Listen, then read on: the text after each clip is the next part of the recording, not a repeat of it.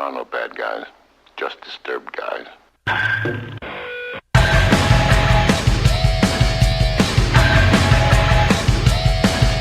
National college baseball writer for CSTV, Eric Sorenson. Speaking of, this is like Christmas Day for me, by the way. LSU wins it! All right, just watch out if they show up with those Easton bats at your doorstep. Cinderella wins the national championship! He's Eric Sorenson. He knows everything. The biggest fan of the sport you'll ever find.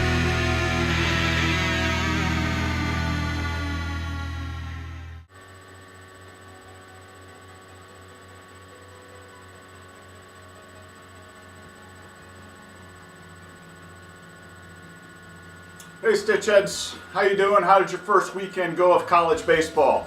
I hope your team did fine and you're not wanting to jump off a bridge after they did bad or something like that.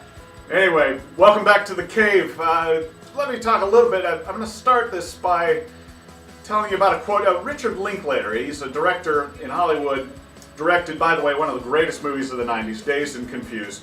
He did a documentary on Augie Garrido a couple years ago, and in that documentary, Augie Garrido goes into the locker room after they lost to San Diego. And he walks in and he addresses his team. He goes, "You know why I love baseball? I love baseball because there's not a guy in that other locker room over there that can play for us. And they still kick the ever-living shit out of us." I thought that was one of the greatest quotes I'd ever heard, and very appropriate because, for instance, this weekend you saw a lot of teams that are kind of feeling that same way, like Texas losing to New Mexico 2 out of 3, Fullerton not having a very good weekend, Rice getting swept up at Stanford. So I think it's kind of apropos, and the thing that we have to first start with, though, let's give some props to New Mexico for going into Austin and the Lobos getting the win 2 out of 3 times. That's kind of good and bad. It's obviously good because it proves that they can play with just about anybody, they can beat anybody. The bad part is college baseball pollsters and college baseball selection committee members seem to have the attention span of a 2-year-old. So they're going to have to keep on winning, and even though they're playing a lot of crappy teams on their schedule, they do have trips to USC, to Arizona, and Arkansas that'll try to help their RPI a little bit, hopefully by the end of the year. But they still have teams like Coppin State and Delaware State on their schedule. It's not easy to bring teams, geographically, it's just not easy to bring teams into Albuquerque for Ray Birmingham and company, but great series nonetheless. I also got a kick out of Oregon this weekend, going 3-1, completing their weekend in Southern California against LMU today. I caught a few innings of that. I'm going to stand like Tyler Anderson the rest of this Baldcast, like he does on the mound. Okay, I'm kidding, but I dig the way the guy stands as he goes into his windup. Scott McGuff, great reliever. He pitched a little bit on Friday, got the save, pitched a little bit today at LMU also. And the thing I love about the guy is he takes between 8 and 10 seconds between pitches. There's no need for a clock with this guy. He just gets the ball and lets her rip, and I love that. Casey Cern, a great leadoff man. That was another thing I noticed. A lot of energy and a lot of good fundamentals to this Oregon team.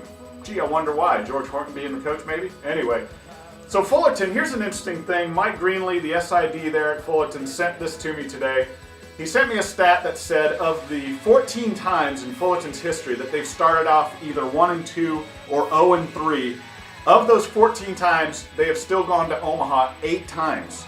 So there's obviously no need to panic there. Yeah, they're still going to be fine. I think, as long as Coach Serrano doesn't keep getting ejected for bumping the umpires, they're going to be okay. We'll see what happens. They got a great opportunity this coming weekend to take on TCU. They're welcoming TCU again.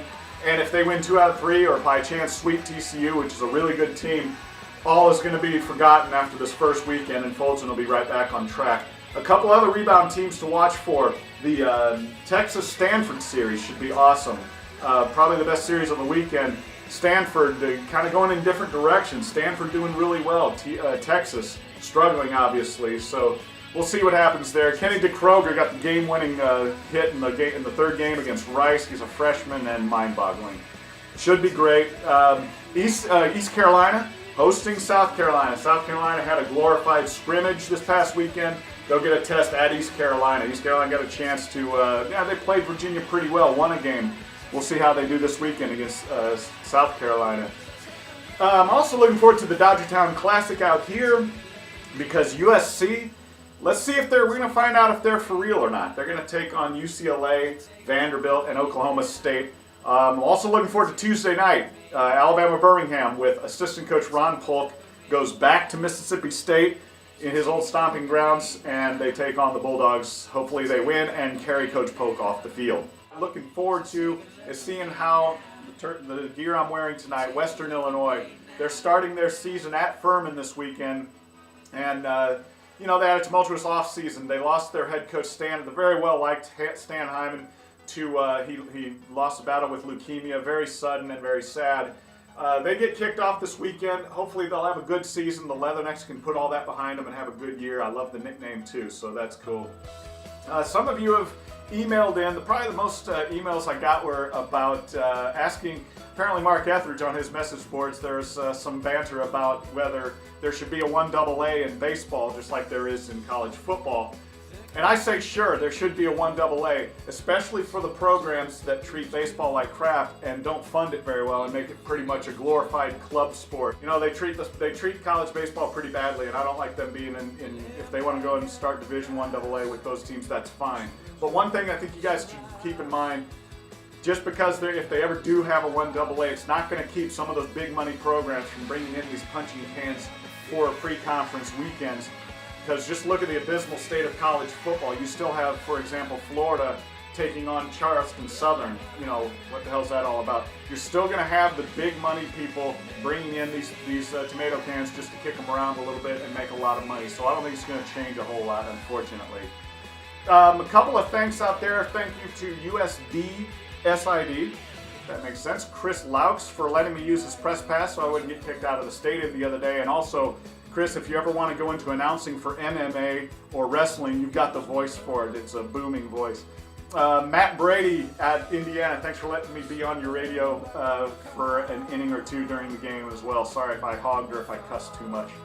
So anyway, special thanks to those guys. In case you're wondering, the music bed for this week, Stereophonics, Dakota. Pretty kick-ass song. You guys have a good week, and once again, send me any suggestions you have. Keep reading.